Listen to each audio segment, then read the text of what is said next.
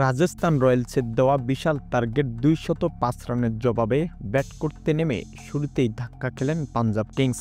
প্রথম বলেই ওপেনার পিয়ান্স আর্চোকে ফিরে যান সাজঘরে। ব্যাট হাতে প্রত্যাশা ছিল তার কাছ থেকে, কিন্তু হতাশ করলেন তিনি। একই ওভারের পঞ্চম বলেই ফেরেন আরেক ব্যাটসম্যান শ্রেয়স আয়ার। মাত্র ৪ বল খেলে ২ রান করেই বিদায় নিতে হয় তাকে। এরপর ব্যাটিংয়ে আসেন সিমরন সিং। কিছুটা আশা জাগালেও মাত্র ১৭ রান করেই পেভিলিয়নে ফিরতে হয়। তারপরে মার্কাস স্টোয়নিস মাঠে নেমেই মাঠ ছাড়লেন। মাত্র ১ রান করেই আউট হন। পাঞ্জাব কিংসের ঠিক তখনই আশার আলো জ্বালালেন গ্লেন ম্যাক্সওয়েল ও নেহাল ওয়েধারা। ৫২ বলে ৮৮ রানের বিধ্বংসী জুটি। মনে হচ্ছিল ম্যাচটাতে জয় তুলবে পাঞ্জাব কিংস, কিন্তু সেই স্বপ্ন ভেঙে দেন মহেশ থিকসানা। ১৩তম ওভারে গ্লেন ম্যাক্সওয়েলকে ফিরিয়ে দিয়ে ম্যাচের মোড় ঘুরিয়ে দেন তিনি।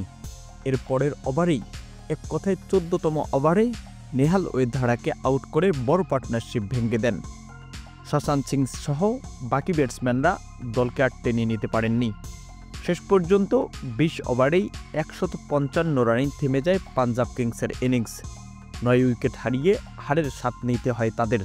প্রিয় দর্শক, মাঝারি টপ অর্ডার ব্যাটসম্যান গ্লেন ম্যাক্সওয়েলের ব্যাটিং আপনাদের কেমন লেগেছে জানিয়ে দিবেন ভিডিওর কমেন্ট বক্সে।